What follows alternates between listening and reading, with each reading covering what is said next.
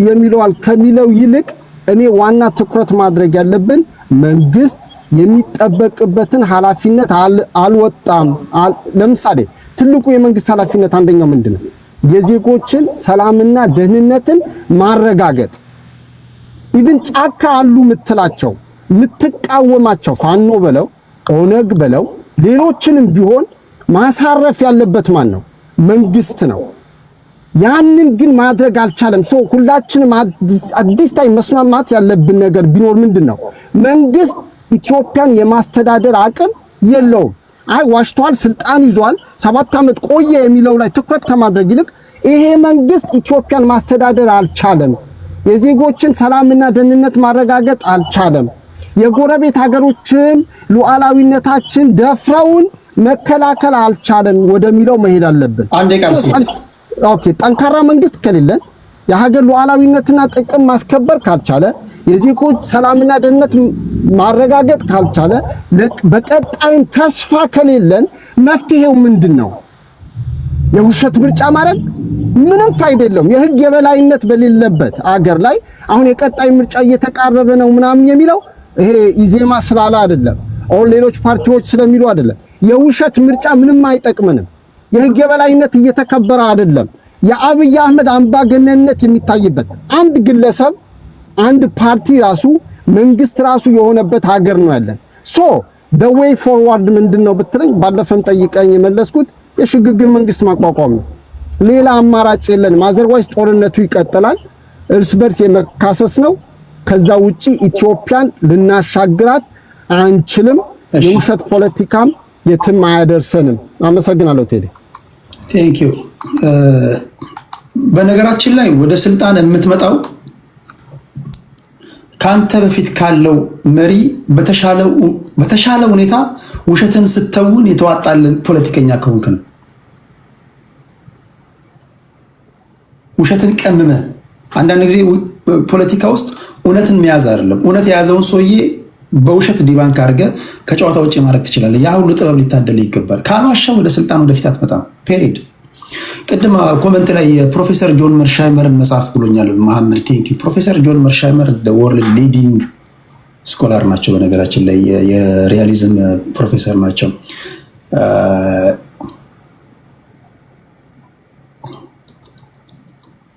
ዋይ ሊደርስ ላይ የሚል መጽሐፍ አላቸው እና ሊደሮች ይዋሻሉ ለሁለት ዓላማ።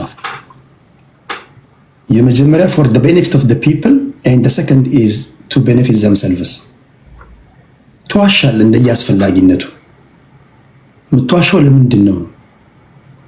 የእግዚአብሔር ቃል ወይ መጽሐፍ ቅዱስ አይደለም የሚያስከው። ውሸትን ሁሉም ታጣቂ ውሸተኛ ነው። ገዢው ፓርቲ ላሉ ሰዎች ውሸታሞች ናቸው። ሁሉም ፖለቲከኛ ይዋሻል። የህዝብ ተወካዮች ምክር ቤት የሚገባው ይዋሻል። የትኛው የህዝብ ተወካዮች ምክር ቤት የገባው ፖለቲከኛ ነው በየ5 ዓመቱ በሚደረግ ምርጫ ቃል የገባውን ሲያደርግ ያየው? ከቀበሌ ሊቀመንበሩ አዋሽም፣ የዞን አስተዳዳሪው አዋሽም። ካልዋሸህማ ታዲያ ለምንድን ነው የምትታገለው? ዋሽተኛል ብለህ መሰለኝ የምትታገለው። አንተ የእሱን የመጫወቻ ቦታ የምትይዘው ከሱ በተሻለ ሁኔታ ስትዋሽ ነው። አብይ ውሸታም ነው ካልከኝ ጎበዝ ፖለቲከኛ ነው ማለት ነው። ከህወሓት እጅ ፈልቅቆ ወስዷል ስልጣን። አንተም ሁላችን ማድረግ እንፈልጋለን እኮ። ማድረግ ማይፈልጋለሁ ተምታቶብህን እንጂ ማድረግ አትፈልጉ። ሁሉም ሰው ማድረግ ይፈልጋል እኮ። ስለተምታታባችሁ መሰለኝ በየቁጥቋጦ ምንድነው መስዋዕ አይደል የምንታገለው የምንታቆሰው እንጂ የምትታገለው መጽሐፍ ቅዱስ ይዘህ ነው እንዴ? የማቴዎስ ወንጌል እንዲህ ይላል ምናምን እያልከው እንዴ የምትታገለው? ውሸት አይደል ያዝከው? የምትገነጠለው በውሸት አይደለም እንዴ? ስገነጠል ሲንጋፖር አረጋቸዋለሁ እያልክ አይደል? ክልል የምትሆነው በውሸት አይደለም እንዴ? ሲንጋፖር አረጋቸዋለሁ እያልክ ምንድን ነው የምናወራው? ከሪያሊቲው ጋር አይምታታብን።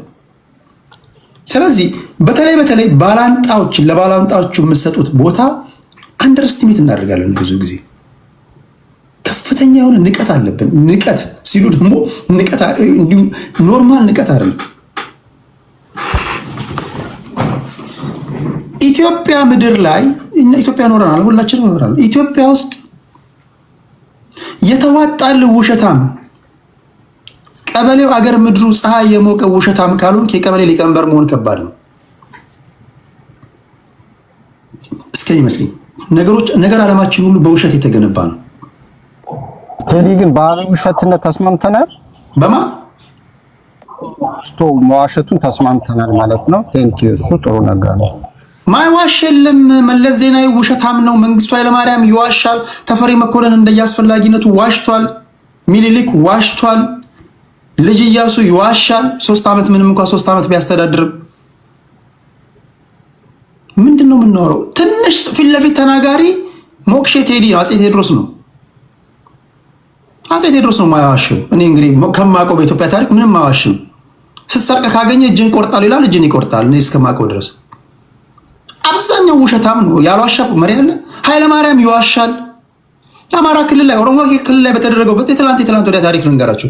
አማራ ክልል ላይ በነበረው እንትን ዜጎች ሲገደሉ፣ ኦሮሚያ ክልል ላይ በነበረው የማስተር ፕላኑን በመቃወም ዜጎች ሰላማዊ ሰልፍ ሲወጡ ወታደሩን አዝዣለሁ ብሏል ኃይለማርያም ደሳለኝ አይደል? እንደምታውቁት ከስልጣን ከወረደ በኋላ ምንድን ያለው ወይም ስልጣን ሊወርድ አካባቢ እኔ እዚህ ሀገር ላይ ምን እየተከናወነ እንዳለ አላለም ብሏል። ወታደሩን አዝዣለሁ ያለው ሰውዬ እዚህ ሀገር ላይ ምን እንደሚከናወን አላቅም ማለት እንደየቦታው ተዋሻለ። ፖለቲካ ውሸትን አሳምሮ የመተወን ጥበብ ነው። ፔሬድ አይ እኔ እውነት ነው የምናገረው ካልክ ቤተክርስቲያን ግባ፣ ቸርች መጽሐፍ ቅዱስ ይዘህ ወንጌል መስበክ ነው ያለብህ። ወይም ደግሞ እዛም ብትሄድ ቸርች ሊኖር ይችላል። ትበራለህ፣ ትከንፋለህ፣ ምናምን ይል ይችላል። ውሸት እንደየአስፈላጊነቱ መልኩን ይቀያየር እንጂ ያለ ፖለቲካው ደግሞ ሙሉ ለሙሉ ውሸት ነው። ግን ሊደሮች የሚዋሹት አንዳንድ ጊዜ ራሳቸውን ተጠቃሚ ለማድረግ ነው። ሁለተኛ ይሄንን ነገር ብናገረው ለአሁን ላለው ህዝብ ለመስማት ዝግጁ ስላልሆነ በሚል ነው። ለምሳሌ ስዩም መስፍን የውጭ ጉዳይ ሚኒስትር የነበሩ ሰው ዛላምበሳ ለኢትዮጵያ ተመልሷል፣ ሽራሮ ምናምን ለኢትዮጵያ ተመልሷል ብለው አደባባይ ላይ ተናገሩ። ከመሞታቸው በፊት ባደረጉት ኢንተርቪው ለምን ዋሹ ብሎ ያየሰው ሽመልስ ሲጠይቃቸው አሁንም ብሆንና ያን እድል ባገኝና ብትጠይቀኝ አሁንም ያን ውሸት ደግሞ ነበረ። ምክንያቱም ያን ነገር በዛ ሰዓት ብናገረው ህዝቡ አደባባይ ሆ ብሎ ወጥቷል። ህዝቡ ለመስማት ዝግጁ ስላልነበረና መዋሸት ስለነበረብኝ ነው ይላል። ያን የሚያህል ውሸት እንግዲህ ከ90,000 በላይ ኢትዮጵያውያን ያለቁበትን ጦርነት ባድመ ለኛ ሳይመለስ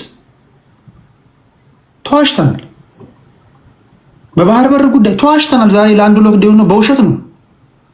ምን ከእውነት ስንሸጋገር የመጣን ህዝብ አናስመስለው ለማለት ያልነውና የማን ውሸት ይጎላል እሱ ሌላ ነገር ነው። እሱ ሌላ በቁጥር በምናምን በእያንዳንዱ በማስረጃ መያዝ አለበት። እናንተም ነገ ስልጣን ላይ ብትወጡ አብይን የምታስንቁ ውሸታሞች ብትሆኑ ይችላላችሁ፣ ወይ ብልጽግናን የምታስንቁ በለስ ስላልቀናችሁ ብቻ ነው። በለስ ሲቀናችሁ ሁላችንም እንዋሻለን፣ እንደየአስፈላጊነቱ እንደየሁኔታው። ሁሉም ነገር ይዋሻል እያልኩ አይደለም። እሺ ቴንኪው ስዩሜ። ከስዩሜ በኋላ ይሄ የመጨረሻችን ዙር ይሆናል። ሰዓት እየሄድብኝ ስለሆነ በተነሱ ሀሳቦች ላይ የማጠቃለያ ሀሳብ እንሰጣለን። ከቡርቃ ዝምታ እንጀምራለን። ዛሬ 5 ሰው ነው ያስገባሁት፣ ከልብ ይቅርታ ጠይቃለሁ። ሌላ ጊዜ 8 ነበር ማስገባው፣ ዛሬ ያለ ሰዓቴ ነው የመጣሁት። በሚቀጥለው እሁድ ላይ ስመጣ 8 ሰዎችን አስገባለሁ። ያላስገባዎች ሰዎች ይቅርታ ጠይቃለሁ። የቡርቃ ዝምታ 6 ደቂቃ አለ ወንድሜ።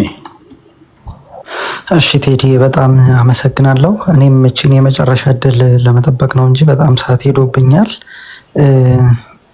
መናገርና ማለት የምፈልገው ነገር ምንድን ነው፣ አሁን ላይ ይሄ ፀሐይ እየጠለቀበት ያለ መንግስት እንዳበደ ውሻ ድንጋዩንም ብረቱንም እንጨቱንም እየነከሰ ነው ያለው። ይህንን ሁሉም ሰው ሊገነዘብ ይገባል። ግድያዎች፣ በየአካባቢው የሚደረጉ ህገወጥ የሆኑ ንጹሐንን ጭፍጨፋዎች የዛ ማሳያዎች ናቸው። ከዛም ባለፈ ደግሞ የስርዓቱ አካል የሆኑ በየሀገሩ ተበትነው ያሉ በአምባሳደርነት በምንነት የሚሰሩ አካላት ዛሬ ላይ ወደ ሀገር ቤት መግባት ትተው በየሀገሪቱ ጥገኝነት እየጠየቁ ነው ያሉት። ይህንን ነገር በደንብ መረዳት ሰው ያስፈልገዋል። ከዛ ባለፈ ህዝብን ወደ እልቂት፣ ደም ወደ ማፋሰስ የሚሄዱ ስራዎች እየተሰሩ ነውና እዚህ ነገር ላይ ህዝቡ በደንብ መንቃት አለበት ብዬ አስባለሁኝ።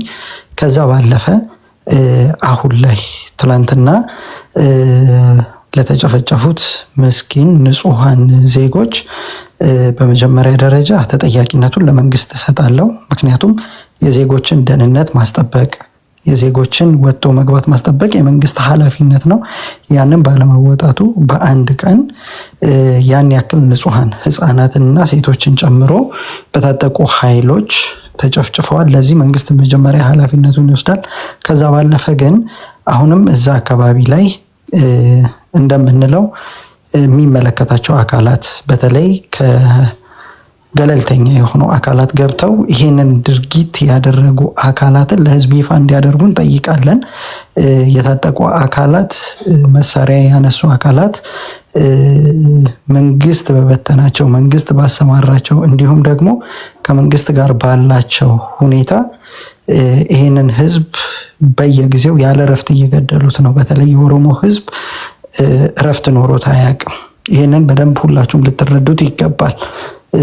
ምናልባት ወጥቶ የሚናገርለት ወይንም ወጥቶ እየደረሰበት ያለውን ነገር እያወራለት ያለ ሰው ስለሌለ ነው እንጂ በየጊዜው ከየቀየው እየተገደለ እየተፈናቀለ ነውና ያለው ይሄ ነገር ሊቆም ይገባል። ለዚህ ነገር በተቻለው አቅም ሁሉም ሰው ድምፅ እንዲሆን ነው የምጠይቀው።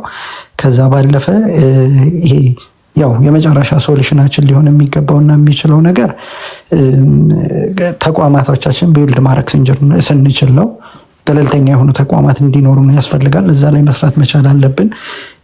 አሁን ላይ ሀገሪቱ ያለችበት ህዝቦች ያሉበት ዜጎች ያለበት ሁኔታ የብልጽግና መንግስት ሊያስተካክለው የሚችል ነገር አይደለም። ነገ ተጠያቂነት የሚባል ነገር ይመጣል። ብልጽግና ስርዓት ውስጥ ደግሞ ተጠያቂ ላይሆኑ የሚችሉ የተወሰኑ ሰዎች ናቸው። ተጠያቂ የሚሆኑ አካላት ተጠያቂ እስካልሆኑ ድረስ ሰላም ይመጣል የሚል እምነት የለም። ለጠፉት፣ ለተበደሉት፣ ለደረሱት ግፎች ሁሉ ተጠያቂነት መስፈን አለበት።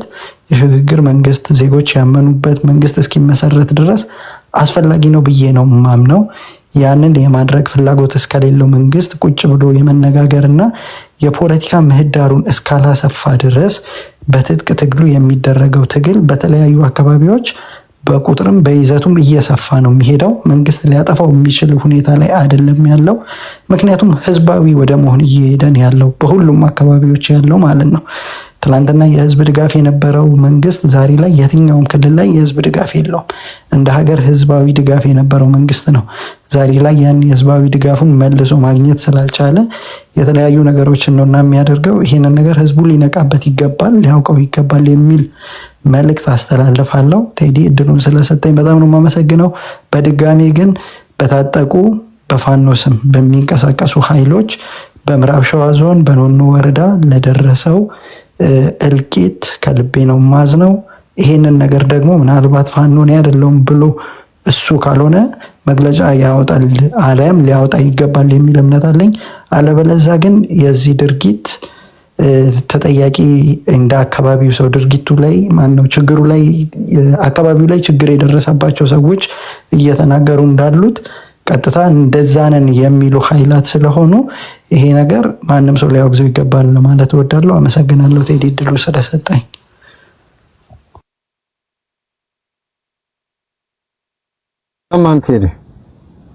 ክብራትና ክብራን አንድ ነገር ነግራቸዋለሁ ብዬ ረሳሁኝ። ከዚህ በኋላ የምትሰሟቸውን በደንብ አድምጧቸውና የዋሹ ሲመስሏችሁ ኮመንት ላይ ውሸታም፣ ውሸት ውሸት ውሸት በሉ።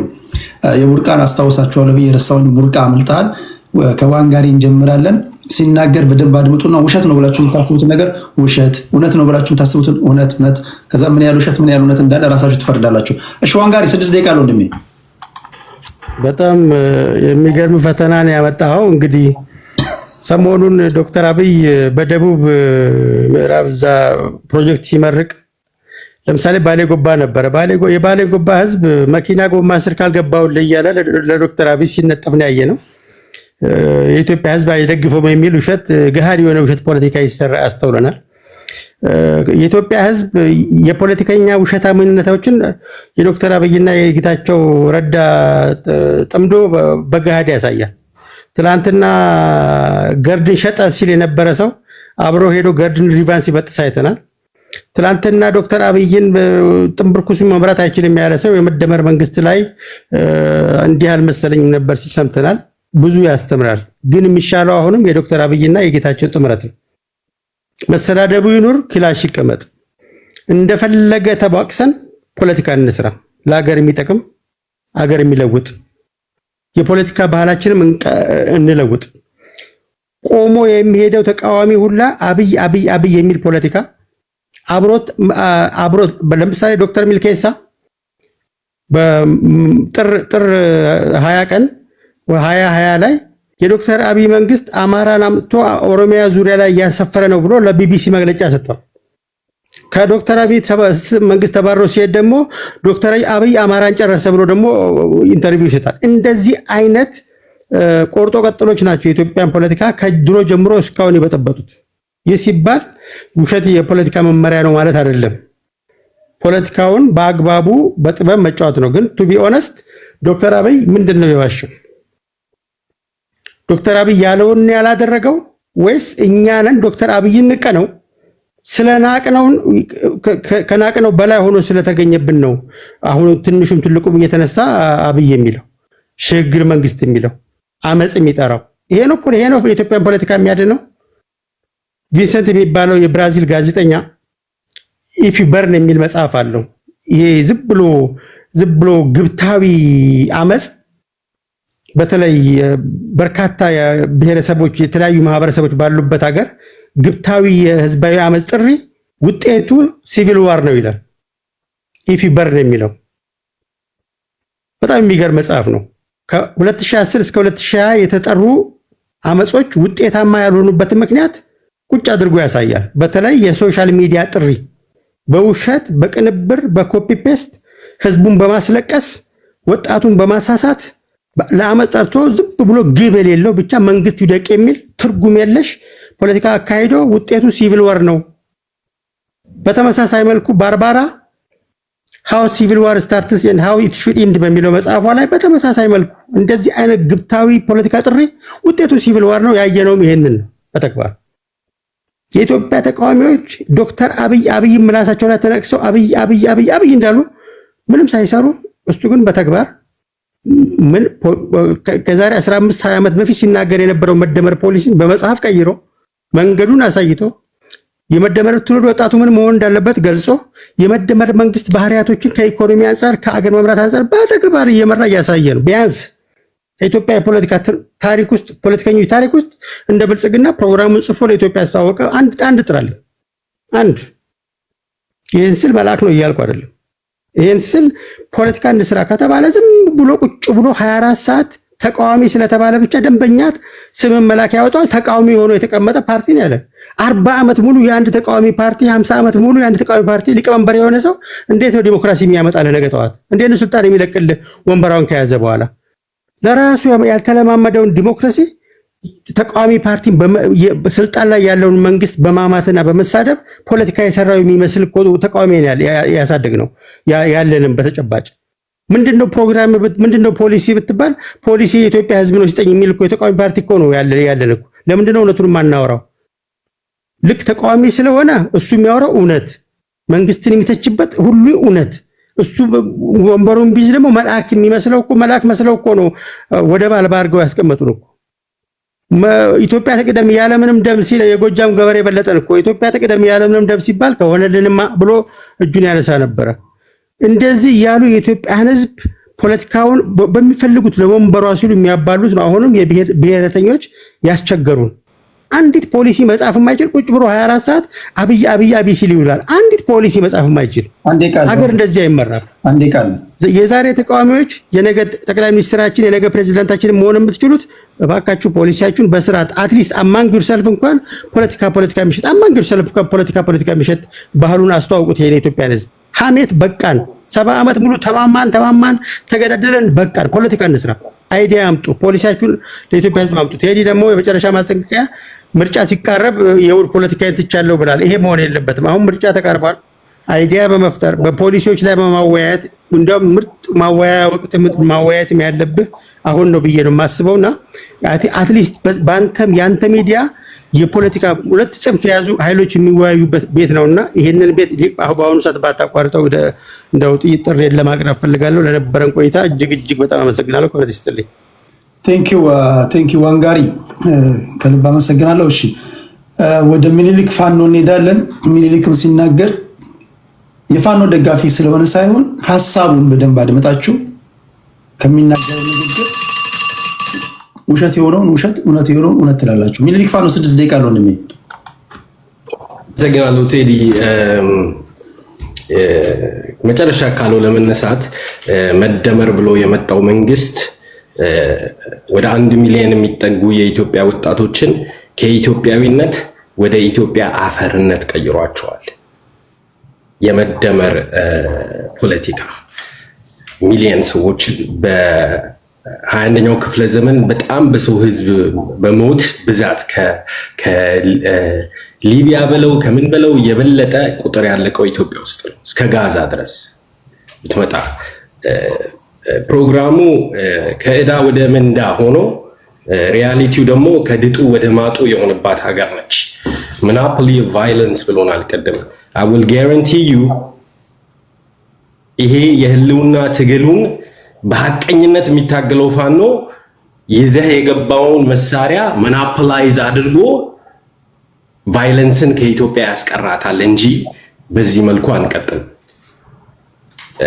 ሌላው ስለ ኢትዮጵያ ለመናገር በጣም ይከብዳል ቴዲ። ኢትዮጵያ ውስጥ ያለው ማህበረሰብ ይሄ ብሔረሰቡ በጠቅላላ ቢያንስ ለ10,000 ዓመት አካባቢው ላይ ኖሯል። ኤምፓየሮች መጥተዋል፣ ሄደዋል፣ ማህበረሰቦች ተውጠዋል፣ ቋንቋዎች ጠፍተዋል፣ ታሪካዊ ቦታዎች ወድመዋል።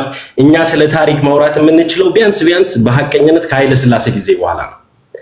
ኦኬ፣ ግን ሪኮርድድ ሂስትሪ እና ፋክትን ተመልክተን አትሊስት በሰፊው ጽሁፎች መታተም ከጀመሩበት ጊዜ ጀምሮ ከአጼ ምኒልክ ጊዜ ጀምሮ ከአጼ ቴዎድሮስ ከአጼ ዮሐንስ ጊዜ ጀምሮ ዓለም ላይ ኢንፎርሜሽን ከተስፋፋበት ጊዜ ጀምሮ ፋክት ይዘን መምጣት እንችላለን። አሁን ያለው ኤርትራን የገነጠለ ኢትዮጵያን ያፈራረሰ የብሔር ብሔረሰቦችን ኢትዮጵያ ብሎ የቆራረሰና አዲስ ኢትዮጵያ ፈጠርኩ የሚለው የሻዕቢያ የእንግዴ ልጅ ህወሓት፣ ይቅርታ አድርግልኝ ይሄንን ስል ስድብ አይኖ አይፈቀድም፣ ግን ኦነግም ሆነው የፈጠሯት ኢትዮጵያን ከ50 ዓመት በታች ለሆኑ ወጣቶች ብትነግራቸው የሚያውቋት ኢትዮጵያና ትክክለኛው ኢትዮጵያ በጣም ይራራቃሉ። በጣም ግን ቢያንስ ሚኒሊክን ብናነሳ አጼ ሚኒሊክን ወይ የኢትዮጵያን ባንዲራ አጼ ዮሐንስ ይዘውት የሄዱትን ባንዲራ ሚኒሊክ፣ ኃይለሥላሴ፣ ደርግ ድረስ የኢትዮጵያ ባንዲራ የኢትዮጵያ ባንዲራ ነው። ኦኬ፣ ደርግ የራሱ ምልክት ነበረው፣ ኃይለሥላሴ አንበሳ ነበራቸው። ግን ይሄ የግል ማርካቸው እንጂ የኢትዮጵያ ባንዲራ አልነበረም። አበበ ቢቂላ ይዞት የሮጠውን ባንዲራ ኦሮሞ ነኝ የሚል አላየውም የሚልባት ኢትዮጵያ ውስጥ ነን ያለ ነው።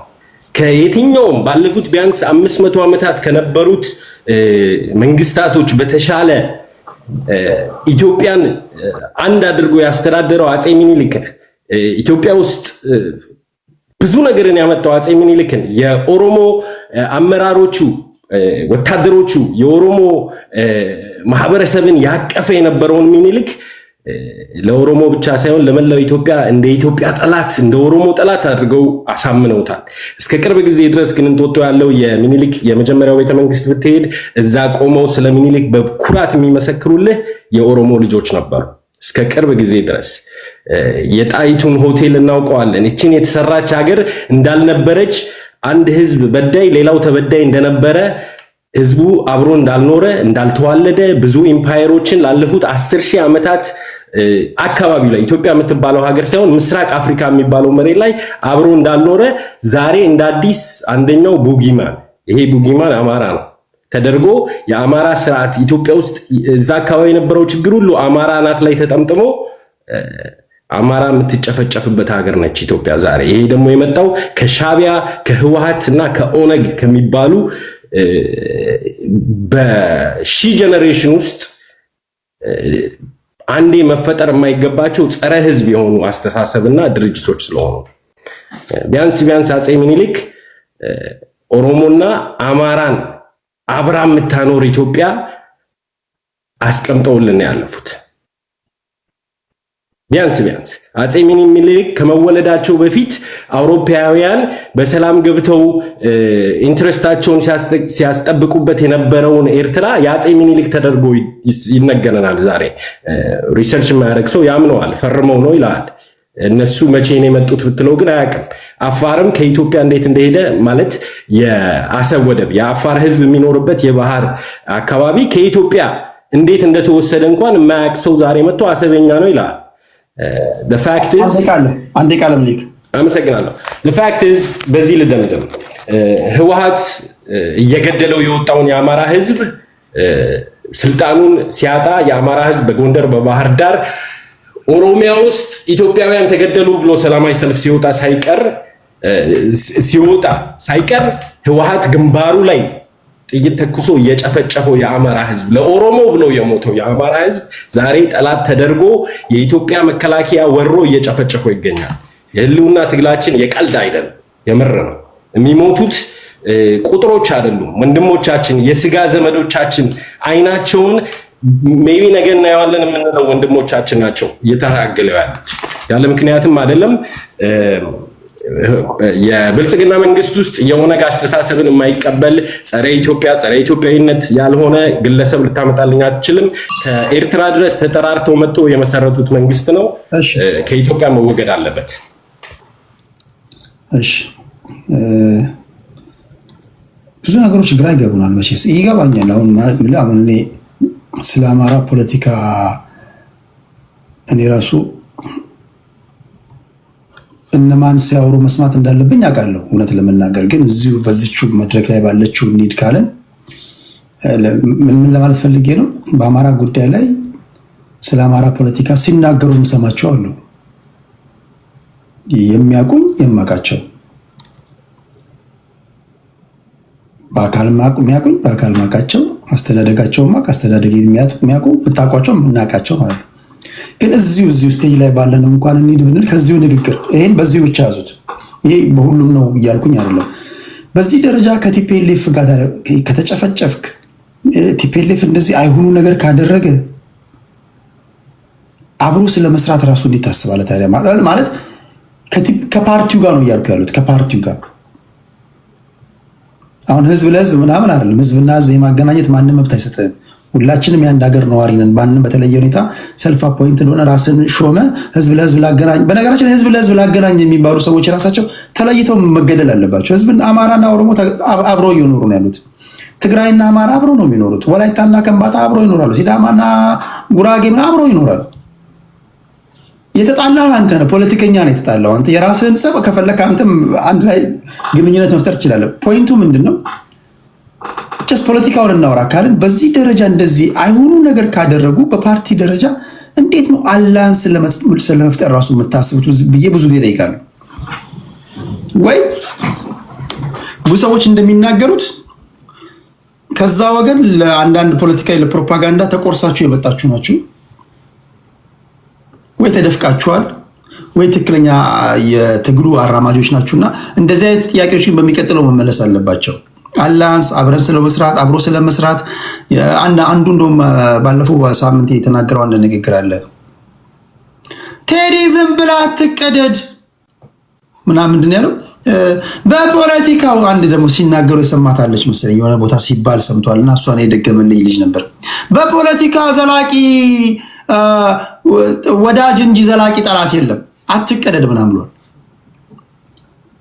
በደሉን ትናገረዋለህ፣ አይሁኑ ነገሮኛለሁ ትላለህ፣ አብረህ ደግሞ ስለመስራት ታወራለህና አብረው ሊሄዱ ይችላሉ ወይ? ምክንያቱም ከንግግሮቻችሁ የሚሰሙ ከንግግሮቻችሁ የሚያደምጧችሁ ሰዎች በለስ እንኳን ቀንቷችሁ ወደፊት እንኳን ብትመጡ እንደ ሐምዳን ዳጋሎና እንደ አልቡርሃን ትታኮሳላችሁ እርስ በርስ።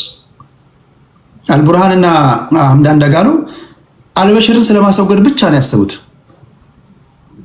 አልበሽርን ካስወገድን በቃ ኦኬ ምናምን ብሎ ነው የመጡት። ገደሉን አላዩም። ካርቱም ከገቡ በኋላ ግን ያችን የመሰለች ካርቱም ያችን የመሰለች ሱዳን አፈራረሷት። አላያንስ ከመፍጠር በፊት የፈጠርከው አላያንስ ተመልሶ እንደማጣላህና እንደማጋጭ በጣም እርግጠኛ መሆን መቻል አለብን። ከመጣ በኋላ አዲስ አበባ ውስጥ ያንተን ድብድብና ያንተን ቶክስ ማንም ማየት አይችልም፣ ለማየትም አይፈልግም ህዝቡ።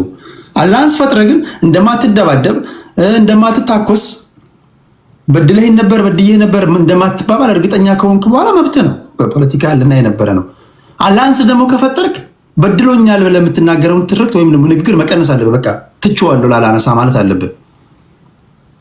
እና አብረው የሚጋጩ ንግግሮችን አብረው ሲነገሩ ስለምንሰማ ነውና በሚቀጥለው የምናደርጋቸው ውይይቶች የአላያንስ ፕሪንሲፕሎችን እያነሳን የምናወራ ይሆናል። ተረኛዋ ልዕልና ናት። ልዕልና ስትናገር በደንብ አድምጧትና እውነት ከሆነ እውነት፣ ቅድም በውሸት ጉዳይ ፖለቲከኞች ለምን ይዋሻሉ በሚሉት ጉዳይ ስለተነሳ ነው የምንላችሁ። ልክ ፋኖን እንዳላችሁት ልዕልናን ወይም እሷነቷን ስለጣላችኋት ስለወደዳችኋት ምናምን ሳይሆን ንግግሯን በደንብ አድምጡና ውሸት የሆነውን ውሸት፣ እውነት የሆነውን እውነት በማለት ተባበሩኝ። ልዕልና 6 ደቂቃ አንቺ ነው።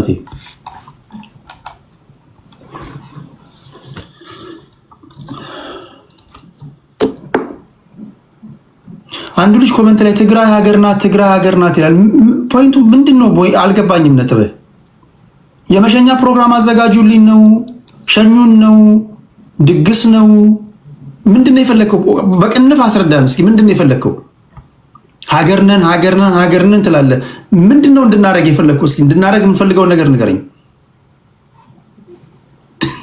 ለሌላ ያወራሽ ከሆነ 6 ደቂቃ አንቺ ነው እያወራሽ ነው። ገና ሳታወራ ልጅቷ ውሸት ትላላችሁ። ገና እኮ እያወራች አይደለም። እያወራሽ ነው እንዴ? ለሌላ እያወራሽ ነው። ነገር ታውቋቸው ነው። አይሰማም። አይ ቲንክ ድምፁ አይሰማም። አረም ነው ውሸት የምትሉት ገና ሳታወራ ልጅቷ። እንዴት ያለ ነገር ነው መድኃኒዓለም። ልዕልና ሄደች ተመልሳ መጣለች። ገና ሳታወራ ውሸት ይላሉና እኔ ብቻ ነው የማይሰማኝ ያልኩኝ እኮ። ልዕልና 6 ደቂቃ አለሽ። ሚዩት ነሽ። አሁን ስቴዲ አሁን ትሰሚያለሽ። ገና ሳላወራ ውሸት ነው ማለት ጀመሩ።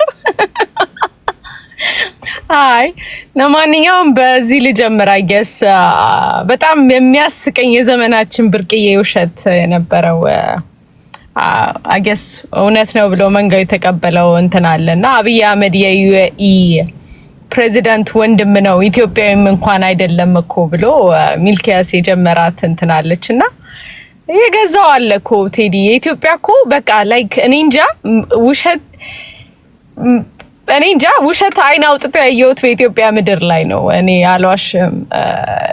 በፖለቲካ ብቻ ሳይሆን ለሞራል ኤቲክስ የሚባል ነገር ቀይ መስመር የተሳተበት ዘመን ደግሞ በእኛ ዘመን ነው ብዬ ነው ማምነው። ለማንኛውም አንዳንዴ እኔ በዚህ የፌዴራል መንግስት ላይ በተለይ ያለውን ላይ እሺዎች ዊክነሳቸው ውስጥ ችግራችን ያለው ከተለያየ አቅጣጫ ነው ማየው። የነሱ ዊክነስ የላቸውም እያልኩ አይደለም፣ ዊክነስ አላቸው ኦብቪየስ። ግን ዊክነሱ የመጣው ከአንድ አቅጣጫ ነው ብዬ አላምንም። የተለያየ ኃይሎች እኛ ያላልነው ከሆነ ብለው አላሰራ ያሏቸው አሉ ብዬ አምናለሁ። ከታች ያሉ እነሱ ሊሰሩ ለማገዝ የተሳናቸው የተላለቀ የተለያዩ ኃይሎች አሉ ብዬ አምናለሁ። ያንን ግን ሶልቭ ልናረግ የምንችለው የነሱን ክሪቲሳይዝ በምንም በሁሉ ነገር ክሪቲሳይዝ አድርጋ አይደለም። በሚያስቀኝ ሁኔታ አብይ ዛፍ ተከለ፣ አብይ ዛፍ በመትከል ምን አረገበት የሚለውን ነገር ፖለቲካው ኢንተርናሽናሊ ምን አረገበት ያንን ነገር ብለህ ብጠይቃቸው አንዳቸውም ኤክስፕሌን ያደረጉት። ኦንሊ ቲንግ ኢዝ መንጋው የሚያስደስተውን ነገር ነው። ምንም እየሰራ አይደለም ሰውየው። እንግዲህ ዛሬ ነው ያየሁት እኔ ግድብ ሁለተኛ ግድብ በኢትዮጵያ ነምበር 2 የሆነ ግድብ 70% ኦልሞስት ሊያልቅ ነው። እንደዚህ አይነት ፕሮጀክቶች እየሰራ ያያየው ነው። one thing about admire ደግሞ ማረጋው በፕራይም ሚኒስተሩ ላይ አልዋሽም፣ ፕሮጀክት ማኔጅመንት እንትን ላይ he is one of the best ኢትዮጵያ ታሪክ ላይ ያየሁት አንድ ነገር ጀምሮ ሲጨርስ ያየሁት በኔ ትውልድ አትሊስት እሱ ብቻ ነው ማለት እችላለሁ። በፍጥነት ላይክ ኳሊቲዎቻቸው ራሱ እንትን ባለ መንገድ እየሰሩት ነው ያሉት ብዬ ነው ማምነው። ያ ነው ሪያሊቲ። ፕሮጀክት ማኔጅመንት እንትን እስኪሉ በጣም ዴፊኒትሊ አይቸውም ኢትዮጵያ ምድር ላይ ቸው አላቅም። ሰው ያ ሪያሊቲ ነው የሚቃወም በጠቅላላ for no reason let me cry ነው የሚለው። አባይን ሲቃወም ታያለ፣ ኢትዮጵያ ውስጥ ያሉትን በጠቅላላ ፕሮጀክቶች ማጣጣል ማንቋሸሽ ነው። እነዛ ፓርኩን እንኳን ነው የምነግርህ ምን ያህል ቤተሰቦች ፓርኩ እንትን በማለት ምክንያት ምን ያህል ቤተሰቦች ላይፋቸው ተቀየረ፣ ምን ያህል ቤተሰቦች ስራ አገኙበት ብትላቸው none of them አይነግሩህም። ለምን? ቤተሰቦች ተጠቅመውበታል፣ አለ ፖለቲካሊ ይጎዱበታል። ያንን ነገር መሸፋፈን ነው የሚፈልጉት። እና በተለይ ደግሞ አሁን ዋናው very important የመጨረሻም ነገር ስለሆነ እቺን ፓርት ልበልና አቆማለሁ። የኢትዮጵያ right now ወደድንም ጠላንም አሁን ያለንበት ሰዓት የኢትዮጵያን ፖለቲካ ማየት ያለብን ከውጭ ወደ ውስጥ ነው። ከውስጥ ወደ ውጭ ካየነው ቤዚክሊ ልንበላ እንደሆነ ኤኒ ኢትዮጵያዊ የሆነ ሊያቅ ይገባዋል። ምክንያቱም መሀላችን ቋንቋችንን ተጠቅመው በአቅማቸው ጅቡቲዎች እንኳን ቴዲ አሉበት በሚገርም ሁኔታ አማርኛ አቀላጥፈው እያወሩ ኢትዮጵያን እንትን ለማለት በየሶሻል ሚዲያው ላይ ተበትነዋል። ልክ በጦርነት በቲፒኤልኤፍ ጦርነት ላይ ያሉት በጠቅላላ ተመልሰው አካውንቶቹ ድጋሚ መጥተዋል። የሻዕቢያ አካውንቶች በኦሮሞ አካውንት ውስጥም አሉ፣ በአማራ አካውንት ውስጥም አሉ። በየተለያየ አቅጣጫ ነው የምነግርህ። full force they are back on right now full force ነው የምነግርህ። ልክ ጦርነቱ ሲጀመር እንደነበረው ነው የምልህ። ያንን እንደ አገር እኔ መንግስትን ጥሉ መንግስትን ተቃወም ወደድክም ጠላህም፣ ግን በአገር ናሽናል ኢንትረስት የለኝም ብለህ አፍህን ሞልተህ የምትናገር የእንቁላል ቀቃይ ልጅ በጠቅላላ እኔ ልሰማ አልችልም። ኤኒ ኢትዮጵያዊም ያንን ነገር ሳክሪፋይስ ላርግ ማለት በቃ ኢትዮጵያ ላይ ጊቭ አፕ ላርግ ኢትዮጵያ ቻንስ የላትም ብለህ ነው። እያንዳንዱ ሀገር የሚያስቅ ነገር ጎረቤቶቻችን በጠቅላላ ጓደኛ እሺ ጎረቤቶች በሚያስቅ ሁኔታ ጎረቤቶቻችን በአጠቃላይ ጓደኛም ጠላትም የሚሆኑት ቤዝድ ኦን አስ ነው። ከኛ ከሚፈልጉት ነገር ነው። ወይ ጠላት ይሆናሉ ወይ ጓደኛ የሚሆኑት እኛን ለማሰር እኛን ለማንበርከክ እንትን ያለ ነው። በተለይ የኢትዮጵያ ጎረቤቶች የሚል መጽሐፍ አለ። በኃይለ ሥላሴ ጊዜ ኃይለ ሥላሴ ላይ ሀፕን ያደረገውን ኤክስፕሌን የሚያደርግ ከተቻላችሁ እኔ ኢትዮጵያዊ እሱ መጽሐፍ አንብቡ ትላለሁ። በአገራችሁ ግን በፈጠራችሁ አትደራደሩ። ለማመቻቸት እየሞከሩ ኢንትረስታችሁ ምንም እንትን አይደለም እያሉ እንትን አለ። መንግስት ይሄዳል፣ መንግስት ይመጣል ይሄዳል። አገር ግን መቀጠል አለባት። እሱን እንዳትረሱ ነው። ቴንክ ዩ ቴዲ። ለማንኛውም አጥፋ ግን አንተ በዚህ በሶሻል ቲክታክ በቃ ተበላሸ ማለት ነው። አሁን አንተ ከጠፋና በዩቲዩብ በቃ ነው ማለት ነው። ቴዲ ይመችል። ለማንኛውም የሆነ ፕሮግራም እንትን እላለሁና ሰዓት እመጣለሁ። እንደዚህ ለእሑድ በተከታታይ ባይሆንም ግን እመጣለሁ። እንዴ እናወራለን። ያችን ማለት ነው። አትጥፋ ትንሽ አትሊስት ትንሽ እንትን እስከሚል ድረስ አትሊስት አሁን በተለይ በጣም ታስፈልጋለህ። አልዋሽም። እመጣለሁ። ይመችል። ቴንክ ዩ ለለናሽ ወደ ስዩሜ እንሄዳለን። ስዩሜንም ክብራትና ክብራን ስዩሜ ስለሆነ ስለ ፖለቲካ አቋሙ ሳይሆን የሚናገረውን በደንብ አድምጣችሁ ውሸት ከሆነ ውሸት፣ እውነት ከሆነ እውነት በማለት ታግዙናላችሁ። ስዩሜ 6 ደቂቃ አለው እንደሚ አመሰግናለሁ ቴዲ። ልዕልና ወረደች እንጂ የሚቃወም ሁሉም ኖ ሪዝን የሚከራይ ይላል የሚለው ስቴትመንት በኢትዮጵያ ፖለቲካ ላይ ቁጭ ብሎ ከተለያየ ሰው ጋር የሚነጋገር ሰው ጆሮው ደፍኖ መንግስት የሚለውን ነገር ብቻ በመቀበል መጎተት የሚፈልግ ሰው አባባል። ምክንያቱም ለምሳሌ በዚህ መድረክ ላይ ስለ ወደብ ጉዳይ በሶማሌላንድ ሲነሳ ሪዝኖች ስናቀርብ ነበር። መንግስት ዛፍ በመትከሉ የሚነሱ ተቃውሞች ለምን ተከለ አይደለም መትከሉ አስፈላጊ አይደለም የሚል አልነበረም። ኦል ፕሮጀክቶች በሚሰሩበት ጊዜ የሚያሸበርቁት ፕሮጀክቶች አይጠቅሙም የሚል ሰው የለም። የፕራዮሪቲ ጉዳይ ይነሳል። ገንዘቦቹ ኢንከም ሊያመጡ የሚችሉ ስራ አጥነትን ሊቀንሱ የሚችሉ ኢኮኖሚው የበለጠ ሊያንሰራሩ በሚችሉ ጉዳዮች ፕራዮሪቲ ሊሰጥ ይገባል የሚል ነው። ኢቭን በኢህአዴግ ዘመን ጭምር የአባይ ግድብ ሲገደብ ዳያስፖራው አባይ አይገደብ አይደለም ያለው። የኢትዮጵያ ፖለቲካ ባልተስተካከለበት ሁኔታ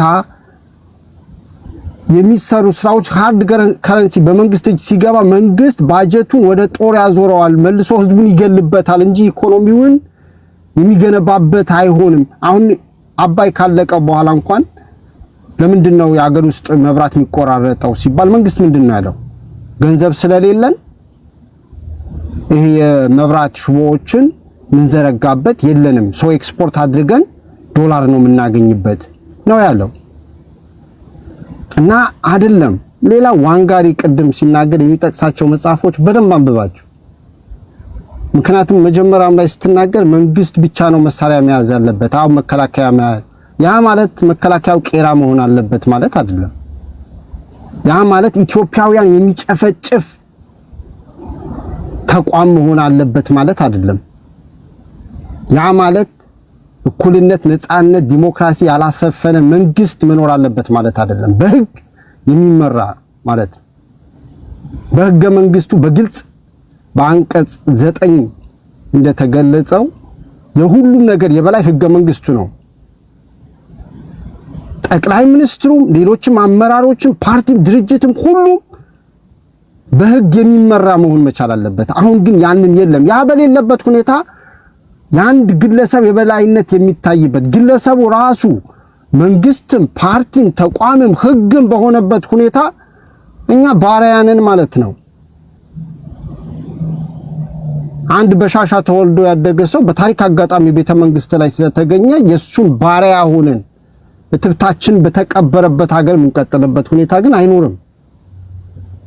ዶክመንታሪ ስለባለ የተነሳው ጎማ ስር ልነጠፋለን የሚል ህዝብ ነበረ። አብይ አልተረዳ ነው። እሱ የአስተሳሰባችን ደረጃ ነው የሚወስነው። ከአብይ የበለጠ የተሻለ ማሰብ የሚችል ሰው ኢምንት ሊሆንበት ይችላል።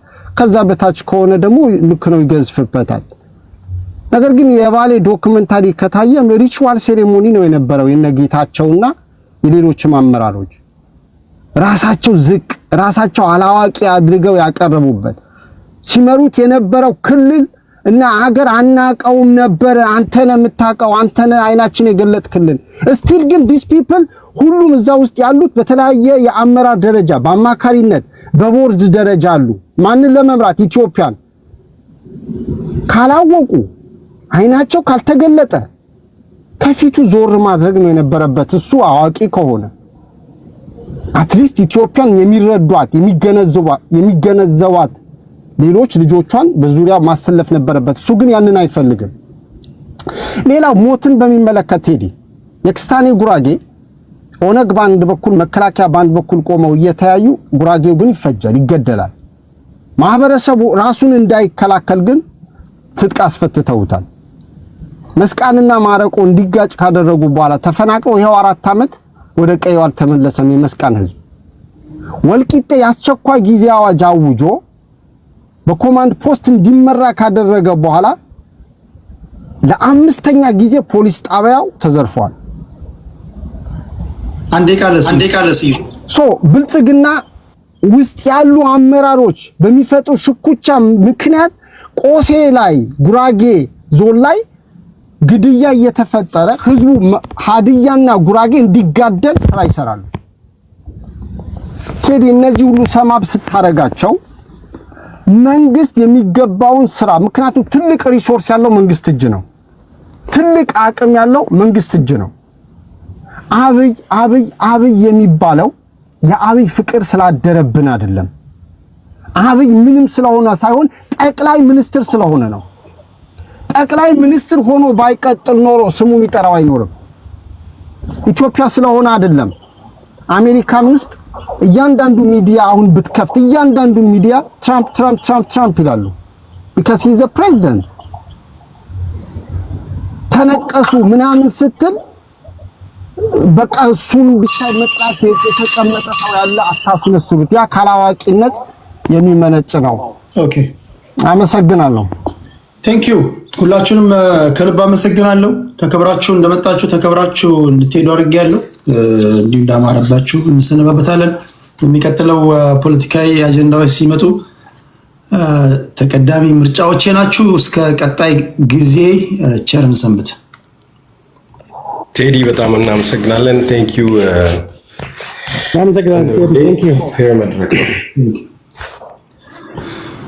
እሺ ክብራትና ክብራን እንዴት ናችሁ? ሁሉ ሰላም ነው ወይ?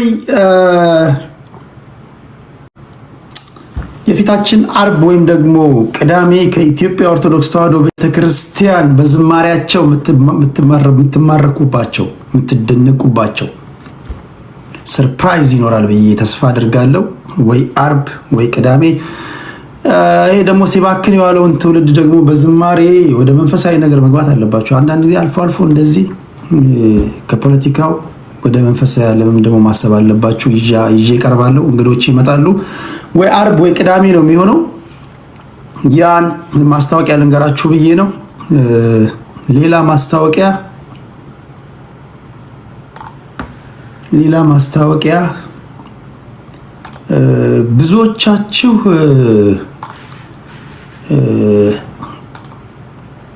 በእንትን ጽፋችሁልኛል።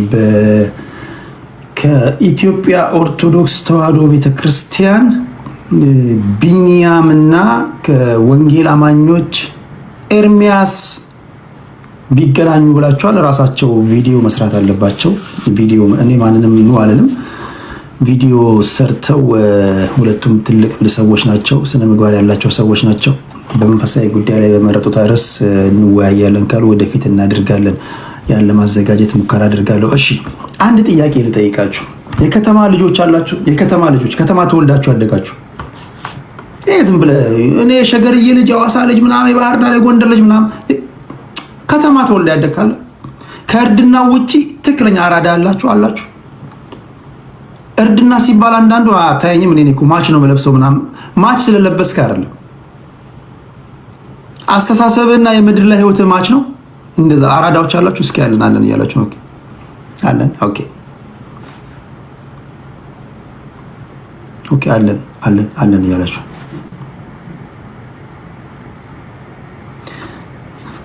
እናንተ ከተማ ኖራችሁ፣ እስኪ አንድ ጥያቄ ልጠይቃችሁ። ከተማ ኖራችሁ፣ ከተማና ገጠር ብዙ ልዩነቶች አሉታል። ለምሳሌ ከተማ ስትኖሩ ለቴክኖሎጂ ተጋላጭ ናችሁ። የምታገኟቸው ሰዎች ይለያያሉ። ታነባላችሁ፣ መብራት ታገኛላችሁ። ውሏችሁ ኢንፎርሜሽን የምታገኙት አይደል? እውነት ነው አይደል? ይሄን ሁሉ አግኝታችሁ አድጋችሁ እዛው ተወልደ ባደክበት መንደር ላይ ድንጋይ ላይ ቁጭ ብለህ ጥርስን እየፋክ ባለህበት ቦታ ላይ አንተ ያገኘውን እድል ያላገኘ ወይም ከገጠሩ ማህበረሰብ የተወለደ ሰውዬ አንተ በተወለድክበት ከተማ ወይም ደግሞ ክልል ልበለው አስተዳዳሪ ሆኖ ሲመጣ ፋራው መጣ ምን እኮ ፋራ ነው ነው ያራዳው ምናምን ብለህ ነው ቁጭ ነው የምትተቸው ወይስ እንዴት በለጠኝ ነው የምትለው? እንዴት በለጠኝ፣ እንዴት በልጦኝ የከተማው ከንቲባ ሆነ? እኔ ለምን የከተማ ከንቲባ አልሆንኩም? እንዴት ክልሉን አስተዳዳሪ ሆነ? ምንድነው የተሰወረብኝ ነው የምትለው? ወይስ ጥርስን እየፋክ ትፎግራለህ?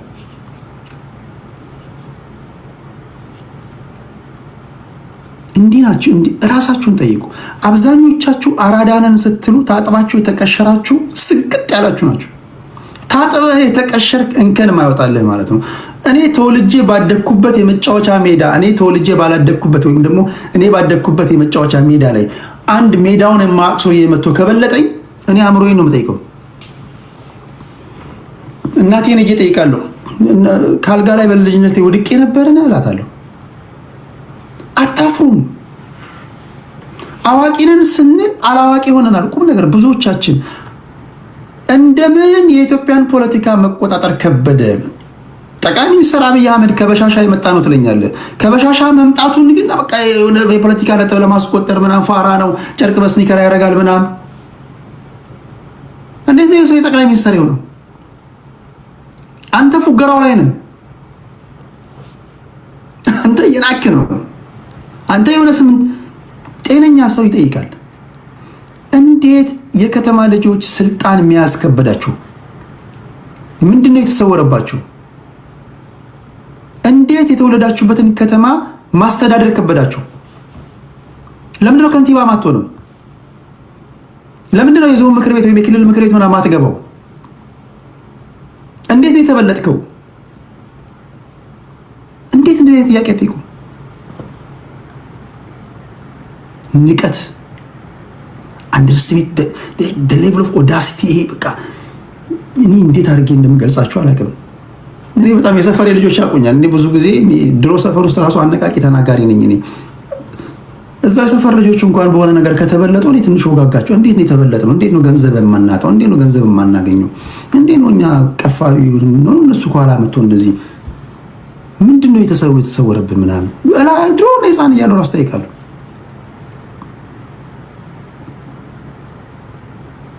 በፖለቲካው ቁማር ከተበላ ቁማር ኦኬ መበላት ያለን ነው። ትበላለህ። ግን እዛው ችንክር ብለህ አትሰግጥም። ኦኬ የተበለጥክባቸውን ነገሮች ትመዘግባለህ። ምንድነው ማስተካከል ያለብህ? የደከምክባቸውን ነገሮች ትመዘግባለህ። ባላንጣህ እንዴት ነው የበለጠ? በደካማ ጎንህ እንዴት ነው የገባው? አንተሳ ጠንካራ ጎንህ ምንድነው? ጠንካራ ጎንህን እንዴት ነው የምታስቀጥለው? እንዴት ነው አድቫንቴጅ የምትወስደው? አናሊሲስ እንደዚህ ነው የምትሰራው። የትም ፍጪው ዱቄቱን አንቺ ነው። ባለፉት አመታት በኢትዮጵያ ፖለቲካ ውስጥ በተለይ ባለፉት 30 ባለፉት 60 አመታት የት ናችሁ? ራሳችሁን የከተማ ልጆች አድርጋችሁ የምትኮፍሱ ልጆች የት ነው ያላችሁት? ዳንስ ቤት ነው ያለው፣ ጫት ቤት ነው ያለው። የሴት ዳሌ እያባረርክ ነው። ፖለቲካ አፉኖ እያልክ ነው።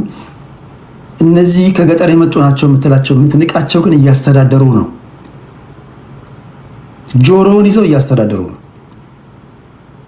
ተበልጣል ወይ ወንበር ስበህ ቁጭ በል ወይ አተንትን ወይ ከተነተንክ ደግሞ ንቀቱን ተውና ወደ ፖለቲካው ግባ።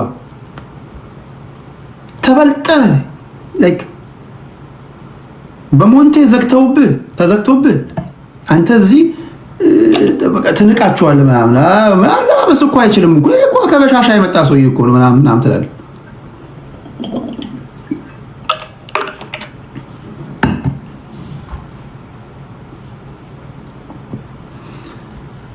የመጨረሻ ከጨዋታ ውጭ የወጣበት ጊዜ ቢኖር በተለይ የከተማ ነዋሪ ነው፣ የከተማ ልጅ ነው። የተረፈ ነገር ማች መልበስ ነው። የተረፈ ነገር የከተሜ ቋንቋ በንግግሮች ማልጣል ማድረግ ነው። የተረፈ ነገር በቃ የከተሜ ቋንቋ የምትለውን ነገር በቃ ያስገባ በቃ የለም ምንም ቦታ ላይ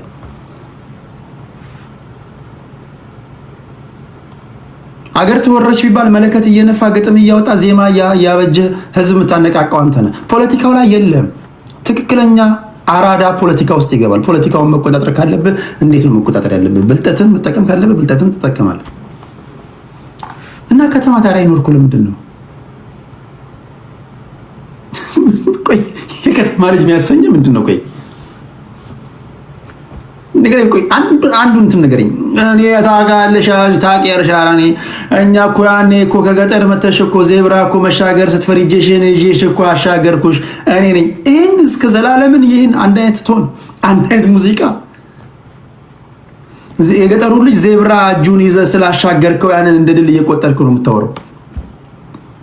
ያኔ እኮ ፎቅ እኮ በቃ ስትቆጥሪ ሲምታታብሽ እኮ እኔ ነኝ ያስቆጠርኩሽ ምናምን አፈር በተባለ ይሻላል። እኔ አንተን በሆነ አላወራም። እኔ ከተበለጥኩኝ ቁም ነገር እኔ የተበለጥኩባቸውን ነገሮች ቁጭ ብዬ መዘግባለሁ። አላወራም። እኔ ባላንጣዎቼ ከበለጡኝ በምንድን ነው የበለጡኝ ብዬ ገመግማለሁ።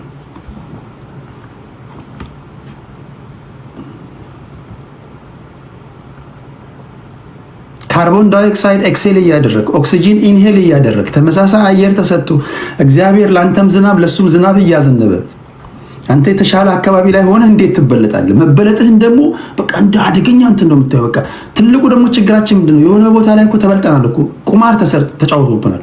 ግን አናምንም። በቃ አታምንም። እኔ አለው ምናምን እንዴ አሁንም አራዳ ነኝ ምናምን ትላለህ።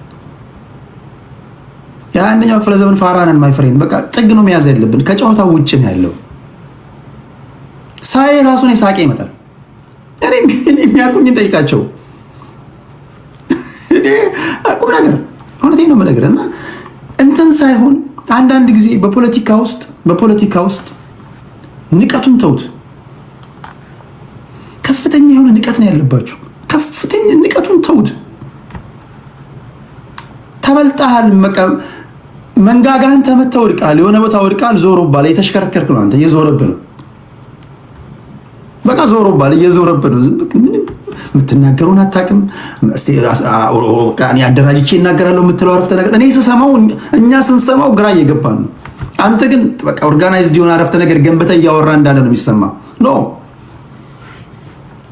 ማይ ፍሬንድ ተበልተሃል። እና እኔ እንድትድን ወይም ደግሞ በፖለቲካው ዓለም ጀስት ሪቫሎች ሲኖሩ ተፎካካሪዎች ሲኖሩ ጥሩ ነው ለሀገር።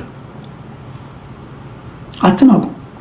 ከፍተኛ የሆነ ንቀት አለባቸው።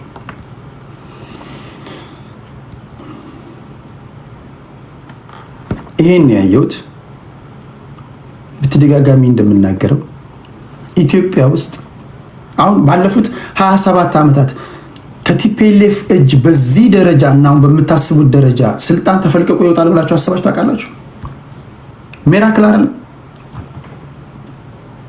አቦይ ስብሃት እኮ አሁን ድረስ ዞሮብኛል እያለ ነው። አቦይ ስብሃት ራሱ ምኑ ጋር እንደተመታ አቅም አሁን ድረስ ዞሮበታል። አይ ዶንት ኖ ምንድነው እኔ የሚገባኝ ነገር ሊኖር ይችላል፣ ግን አሁን ድረስ አቦይ ስብሃትን ኢንተርቪው ታደርገው አብይ አህመድ ጋኔን አለበት እያለ ነው። ጋኔን አለበት የተባለው ሰውዬ 4 ኪሎ ነው። ጋኔን አለበት የሚለው ሰውዬ ታስሮ ታሽቶ ተጨምቆ ተባሯል።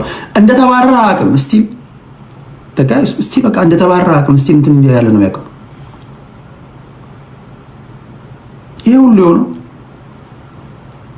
ዝም ብሎ አይደለም። ይሄ ሁሉ ሲሆን በካልኩሌሽን ነው። ይሄ ሁሉ የሆነው ዝም ብለህ ከእናትህ አልጋ ላይ ወጥተህ ምናምን አይደለም። የስራ ውጤት ነው። እያንዳንዱ እርምጃ ማተር ታደርጋለች። አንድ እርምጃ ያለ ዓላማ መራመድ የለብህም። ካልሆነ ከ15 ዓመት በኋላም በመጣ እዚሁ ሰግጣ አገኛለሁ። አራዳኔን ስትል ሰግጣ አገኛለሁ እዚሁ። ማይ ፍሬንድ እንትናን ብታናግሪልኝ እኮ የሆነ ቀን እኮ በቃ ፖለቲካ ፋውል ሰርቼ እኮ አትገባም አሉኝ አገር ቤት።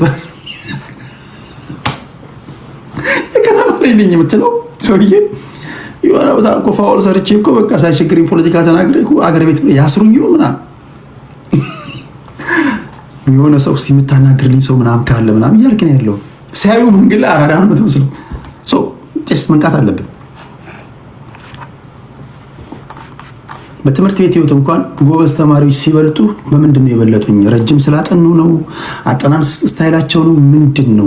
ክላስ አቴንድ ያደርጋሉ? ላይብረሪ ነው የሚያሳልፉት? ምንድን ነው ብለህ ከጎበዝ ተማሪዎች እኮ መንፈሳዊ ቅናት እኮ ያድርብሃል። ፖለቲካ ውስጥ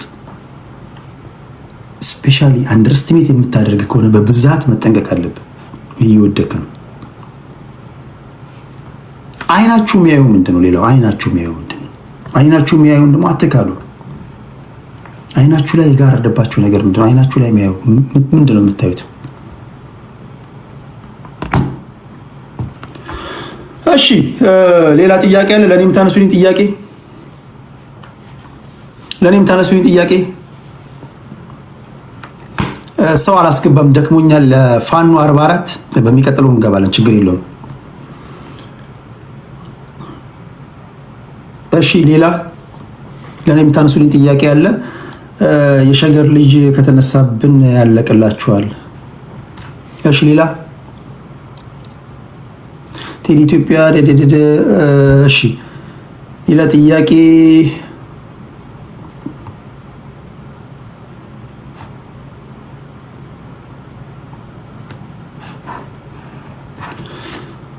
የሸገር ልጅ አትናገር ከተነሳን ያልቅላችኋል ይላል ከበደ።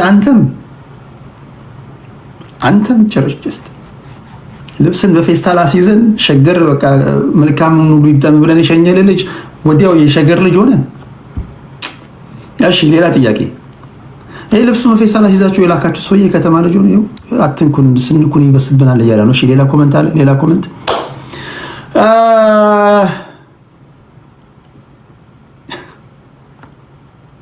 ቆይ እንደዚህ ላድርገው፣ ያንጸባርቃል። ሌላው ከሚቀጥለው ሳምንት ጀምሮ በሚገርም እንትን ከኔ ጋር ቆንጆ ቦታዎችን ትጎበኛላችሁ። ፖለቲካውን በተወሰነ መንገድ እየቀነስኩ ፖለቲካው እንዳለ ሆኖ እየተቀነሰ ብዙ በተረካ በመናመን ብዙ ፕሮግራሞችን ወደ እናንተ ለማድረስ ጥረት አድርጋለሁ። የተለያዩ ነገሮች ለዛ የሚረዱ ነገሮች የተለያዩ ነገሮች አስተካክያለሁ። እሱን አሳውቃችኋለሁ በቴሌግራም ላይ ቴዲ ሐዋሳ የቴሌግራም ቻናሌ ነው። እዛ ላይ ትገባላችሁ። ቤተሰብ ያልሆናችሁ ቤተሰብ ሁኑ። እሺ ሌላ ጥያቄ የጉሊት ልጅ አንተ ጦርነት እያወገዝክ ነው ወይስ ብልጽግናን እየደገፍክ ነው? ጦርነት እኔ አልደገፍም። ጦርነት አልደገፍም። ግን ነፍጥ አንገበው የሚታኮሱ ሰዎች እንዲሁ ዝም ብለው ነው የሚታኮሱት የሚል እምነት የለኝም። ሁሉም የራሱ ኮዝ አለው። እኔ ግን የጦርነት ደጋፊ አይደለሁም። እሺ ሌላ ጥያቄ። ሁሉም ፖለቲከኛ መሆን አይጠበቅበትም እኮ ብሮ። እኔ በፖለቲካው ብቻ አይደለም ያልኩ፣ በኢኮኖሚው ራሱ እኮ የከተማ ልጅ እኮ የለህም እኮ። በኢኮኖሚ እኮ የከተማ ልጅ የለም እኮ። የከተማው ልጅ በኢኮኖሚው የለ አለ። እስኪ ሰፈርህን ተመልከተው። ትላንት ከገጠር የመጣው ሰውዬ ሻይ አፍልቶ ይዞራል፣ ከዛ ዳቦ ይሽጣል፣ ከዛ በኋላ ቁርስ ቤት ከፈተ፣ ከዛ በኋላ የሆነች ሞል ውስጥ ሱቅ ኮርነር ላይ ያዘ። እየፎገርከው እየናከው ዳቦ እየሰረከው እየበላህ ምናምን ዛሬ ፊት ለፊት ላይ BMW ምናምን እየነዳበህ ውሃ እየረጨብህ ይሄዳል። አንተ የት ነው ያለው? ድንጋይ ላይ ቁጭ ብለህ እየፋከ ነው ማይ ፍሬንድ። ዝም ብለህ ማች እያደረግክ ነው። የሆነ ሸራ ጫማና የሆነ ኮሌታን ታመሳስላለህ። በቃ አራዳ ነህ። በቃ እንደዚህ በቃ እንትን ትላለህ። ተበልተሃል እኮ ነው እያልኩ ያለሁት። የአንደኛው ክፍለ ዘመን ሰገጤዎች ሆናል እኮ ነው እያልኩ ያለሁት። ሌላ ነገር የለም አለው እንዴ። እርድና ጊዜው አንደኛው ክፍለ ዘመን የሚመጥነው ኑሮ ስትኖር ነው። ነፍስህ የምትጠይቅህን ጥያቄ ስትመለስ ነው እንዴ። እድሜ እችል ምድር በተወለድክበት አልጋ ላይ እስክትገነዝ ድረስ እናት አልጋ ላይ የተኛ አራዳ ነኝ ትላለህ እንዴ ማይ ፍሬንድ። ከድህነት ካልወጣ እርድና የለም። በአዲሱ ዴፊኒሽን፣ በቴዲ ዴፊኒሽን ከድህነት ካልወጣ ከድህነት ካላመለጥ ከአራዳ ልትባል አትችልም። አም ሶሪ። እርድና ማለት ከድህነት ስታመልጥ ነው። ይሰማል። ከድህነት ካላመለጥክ ስቲል ፋራ ነህ። እሺ ያስማማል በኢኮኖሚው። ሌላ ጥያቄ ስለ ዲቤቱ ነገር አይ ዶንት ኖ።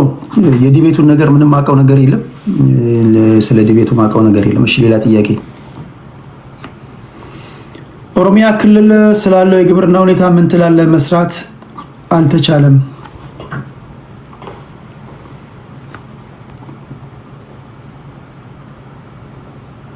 አንተ ከተማ ስትገባ በጣም ነው እንደሙድ ያዙብሃል። እኔ ገጠር ልጅ ነኝ። እኔ ገጠር ነው ተወልጄ ያደኩት። የገጠር ልጅ ነኝ እኔ። ከተማ ገብቼ አላውቅም። ወደ ከሀገር ልወጣ ስል ብቻ ነው በከተማ በኩል ያለፍኩት። እሺ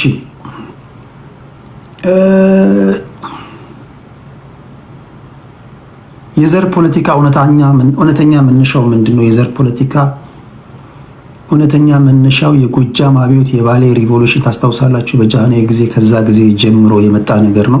ፖለቲከኞች እንደሚፈልጉት ሲለጥጡት ከዛ እነ ታደሰ ብሩ እስር ቤት እያሉ አቀነቀኑት። ከዛ የነዋለልኝ መኮንን ጽሑፍ አለ 1966 ላይ ይጽፉ የነበረው ማለት ነው። ከዛ የሻዕቢያ በኮንፌዴሬሽኑ ዲዞልቭ መሆን አለ። ከዛ በኋላ ሲንከባለል የመጣ ነው። ነገር ግን የገበሬዎች በተለይ አመጽ ነው። ከዛ ጊዜ ጀምሮ ፖለቲካችን በተለይም ደርግ ከወደቀ በኋላ እየተፋፋመ መጣ። ሌላ ጥያቄ።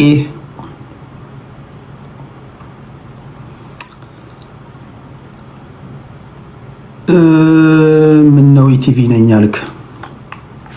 አይ ዶንት ኖ። ብዙዎቻችሁ እንዴት እንደምታየው አላውቅም። ብዙዎቻችሁ እኔ አእምሯችሁ እንዴት እንደሚነግራችሁ አላውቅም። ኢቲቪም በለው ፋና ኢቢኤስም በለው ምንም እኔን የሚበልጡት በበጀት ብቻ ነው። ውሸት ነው እውነት ነው? ውሸት ነው እውነት ነው? ኢቲቪም ፋናም ኢቢኤስም የቴዲ ሐዋሳና ይህችን ሚዲያ የሚበልጧት በበጀት ብቻ ነው እና በካሜራ። ውሸት ነው እውነት ነው? በምንድን ነው ከኔ ጋር የሚገናኙት? እንደዚህ አይነት ፕሮግራም ይሰራል አይችልም። ስለዚህ ጨስ ልዩ ልንወዳደር ብሎ አንችልም። ምን ኢቲቪ ምናምን ይለኛል እንዴ? እሺ ሌላ ጥያቄ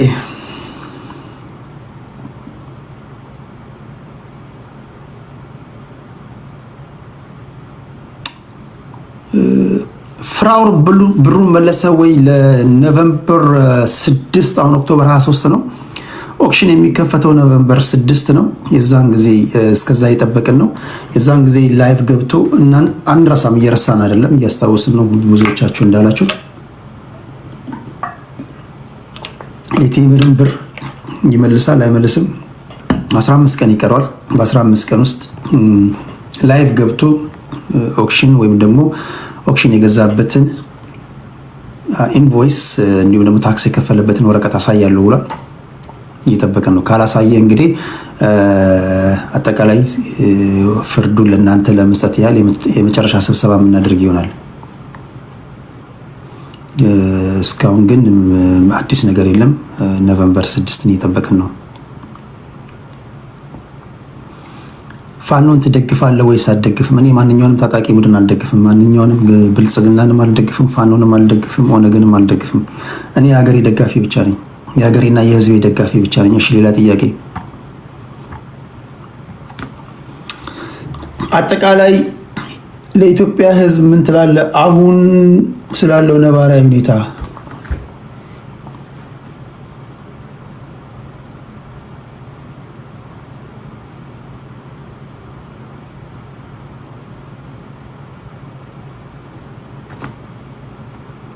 እንዲህ ላድርገው ይሄን ነገር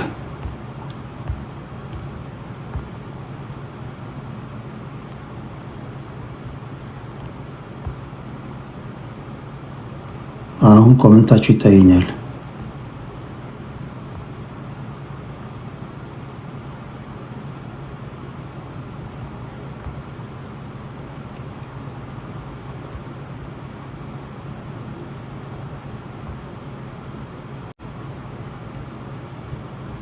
እሺ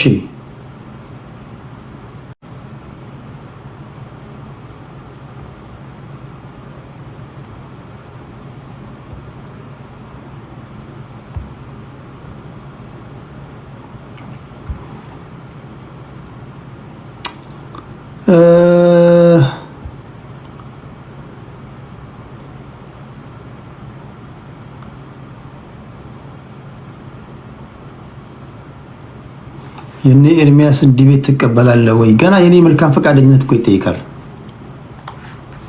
ገና ቴዲ እሺ ይላል እሺ አይልም። አንዳንዶቻችሁ እኔ ታስቁኛላችሁ እኮ ገና ለኮሜንት ላይ ሳያችሁ ገና እኔ መቼ ይሻልኩኝ ሜንሽን ተደርጌ ቴዲ ቤት እንዋይ ስለተባለ ብቻ ተንሸራትቼ ቤት መከፍት ይመስላል። ገና ቴዲ እሺ ይላል አይልም እኮ መጠየቅ አለብኝ እኮ እንዴ። አንተ ይዋጣልን ስላልክ ዝም ብዬ ተንሸራትቼ በር መከፍተው ስራ አለኝ እኮ። አረቄ ቤት አይደለም እኮ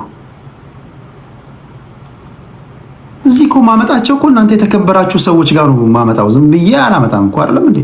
ወደ እናንተ ማመጣቸውን ሰዎች ማወቅ አለብኝና ሁሉም ይዋጣልን ስላለ ገስት ላይ ተገናኝቶ በቃ ይዋጣልን እንደባደብ ምናምን ስላለ ኑ ይዋጣላችሁ ብዬ አልሰበስብም።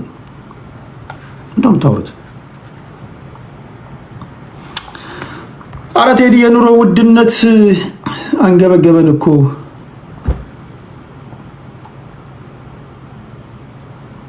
አይዞ እንግዲህ ምንም ማድረግ አይቻልም። ይስተካከላል።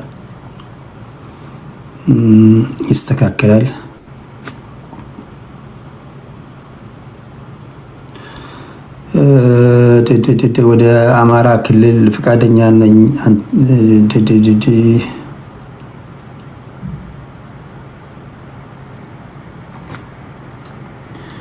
ቴዲ መሰረታዊ ጥያቄ ላንተ ያለኝ አውራኝ።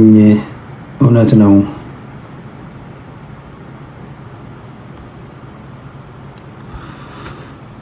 እስኪ ጠይቁኝ፣ ችግር የለውም ጠይቁኝ። ትንሽ ቆያለሁ።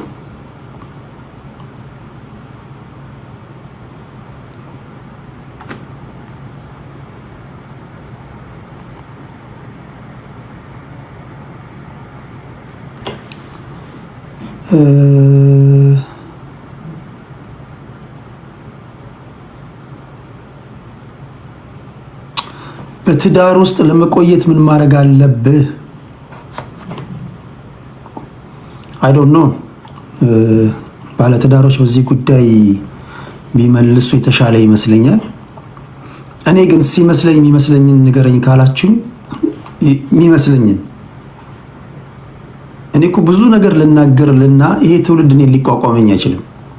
ምክንያቱም በእኔ አእምሮ ውስጥ ያለው አማርኛ ብዛትና የቀልድ ብዛት እናንተ ልትቋቋሙት ከምትችሉት በላይ ነው። ላይክ አትችሉም። አሁን እዚህ ጋር ቲክቶክ ላይ ልቀልድላችሁ ወይም ደግሞ የሆነ ነገር በስራ ላርግላችሁ ከአቅማችሁ በላይ ነኝ እኔ። አሁን እናንተ አትችሉትም ያለ አርግብል። ድሮ እንኳን ያኔ ሙድ ሲይዝባችሁ እንኳን አልቻላችሁም። ይሄን ጉዳይ በተቻለ መጠን ለዚህ ምክር ቤት ለተከበረው ምክር ቤት በሚመጥን መንገድ ለመናገር ሙከራ አደርጋለሁ። በትዳሩ ስኬታማ መሆን ከፈለክ በጊዜ ወደ ቤት መግባት አለብህ። ዘግይተህ ካልጋ ላይ መውረድ ያለብህ ይመስለኛል። አይ ቲንክ ይገባል ንግግሬ። በጊዜ ወደ ቤት ግባ፣ ዘግይተህ ካልጋ ላይ ወረድ። ግልጽ ነው።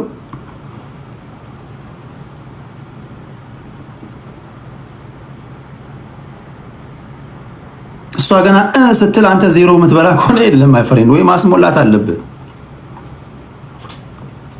አስቸጋሪ ነው። ማነው ነብይ ጨረምበረም የተባለ አለ አንድ የሚሞላ አለ። እሱ ጋር ሄደህ አስሞላ።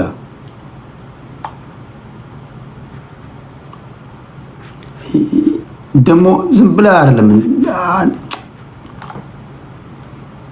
ዝም ብለህ አንዳንድ ደግሞ ዝም ብለህ ብዙ ነገሮችን እንሰማለን። በተኙ ሰዎች መሀል ብዙ የሚፈጠሩ ነገሮችን እንሰማለን።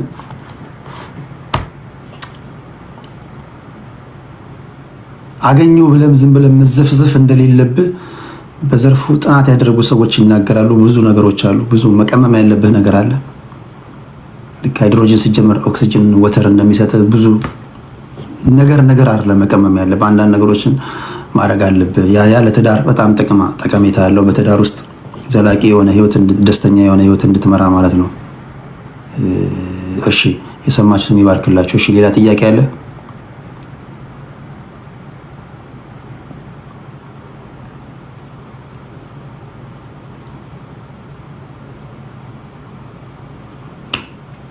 ከሁለት ደቂቃ በኋላ ወጣለሁ። ወደ አማራ ክልል ስለተላከው የተበላሸ የአፈር ማዳበሪያ ምን ትላለህ? አላወኩም ወይ ወደ በኋላ ቴሌግራም ላይ የሚጽፉ ሪፖርተሮችም ወይም ደግሞ እኔም ካነበብኩኝ ወይም እነሱ ጽፈው ካገኘውኝ ለማንበብ ሞክራለሁ። በነገራችን ላይ ቴዲ ሐዋሳ የቴሌግራም ቻናል ላይ ለአራት ነው የምንጽፈው። 4 ሪፖርተሮች አሉ ከኔ ጋር የተለያዩ ዜናዎችን ወደ እናንተ ያደርሳሉ። በተቻለ መጠን ሚዛናዊ የሆነ ነገር ለማድረግ ሙከራ እናደርጋለን። እሺ ሌላ ጥያቄ?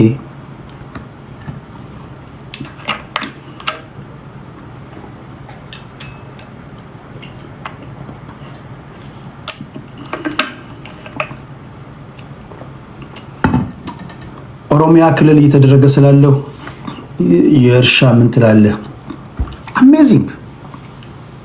አሜዚንግ እናንተ ሌላ ዓለም ላይ ስላላችሁ ነው እንጂ እኮ እኔ እኮ የዛሬ 3 ዓመት እኮ ነግሬያቸዋለሁ። የሚያስታውሳለህ? በነገራችን ላይ የሚያስታውሳለህ ይሄን ያወራሁትን የዛሬ 2 ዓመት 3 ዓመት ፋኦ ወይ ፉድ ኤንድ አግሪካልቸራል ኦርጋናይዜሽን የሚሰጣቸው ትራክተሮች አሉ። ኦሮሚያስ ሜካናይዝድ የሆነ ፋርሚንግ ውስጥ ገብተዋል።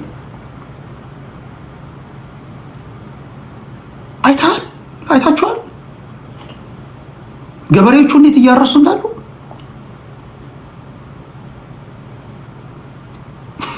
እዚህ ጋር ሆነ ውቃው ቋጨው ምናምን እያልክ ነው ያለው። ውቃው ቋጨው እየወቃው ነው እየቋጨው ነው። ወይኔ ደበበ አለ። እሺ ኦሮሚያ በጣም የሚገርም ሜካናይዝድ የሆነ ፋርሚንግ ውስጥ ገብተዋል። ገበሬዎቻቸው ያርሳሉ። ግብርናው እየዘመነ ነው።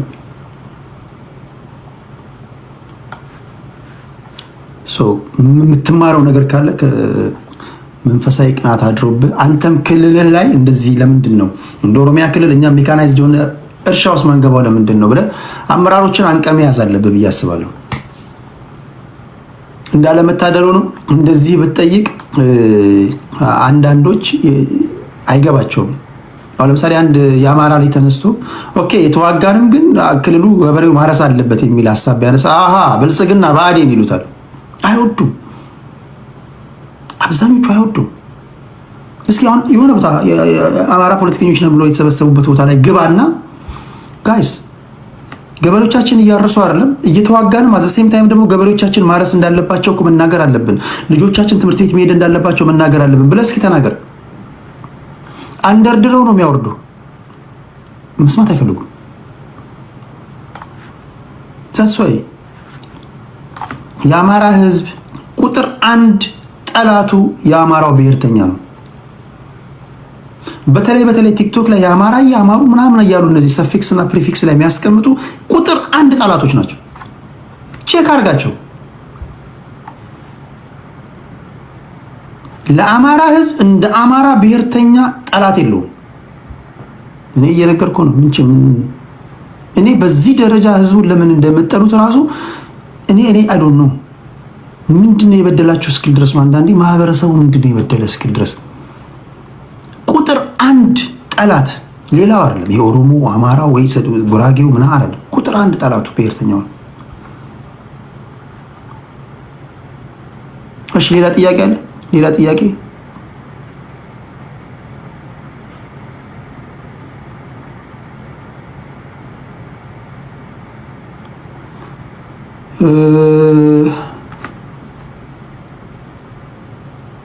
ቴዶ አንዳንድ አጓጉል ቪዲዮዎች ከየት ነው የምታገኘው? አንዳንዶቹን ከኢንስታግራም ላይ ነው የማገኘው። አንዳንዶቹን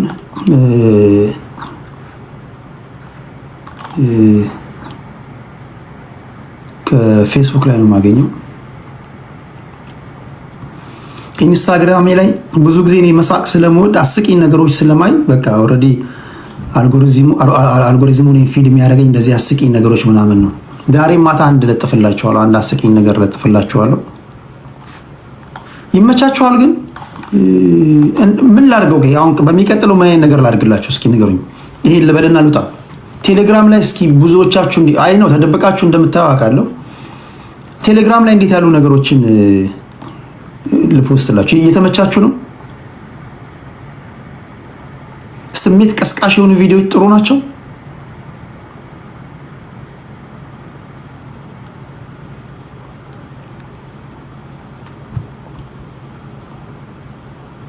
ኦኬ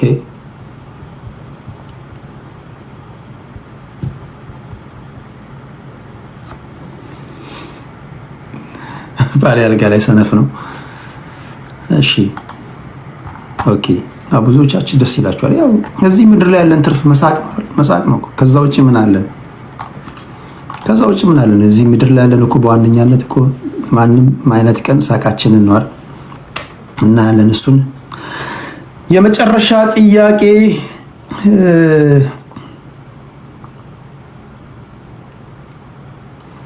ከተስፋዬ ጫላ ጋር ያደረኩትን ቆይታ ፖስትቼላችኋለሁ። የተወሰነ ቦታ ላይ መቆራረጣለሁ።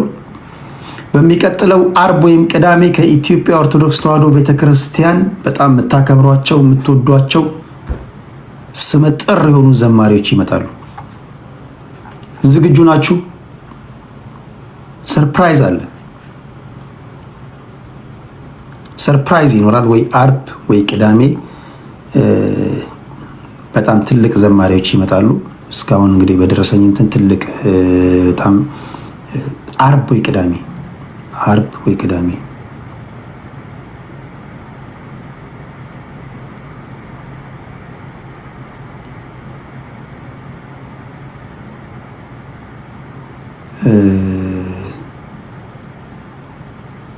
ከዛ በሚቀጥለው ሳምንት ሌላ ፕሮግራም ይኖራል። እሱን በቴሌግራም አሳውቃችኋለሁ።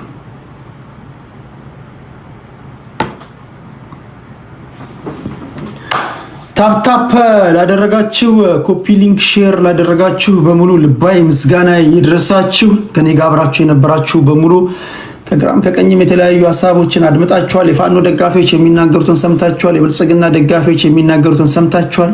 የኦነጎችን ንግግር ሰምታችኋል።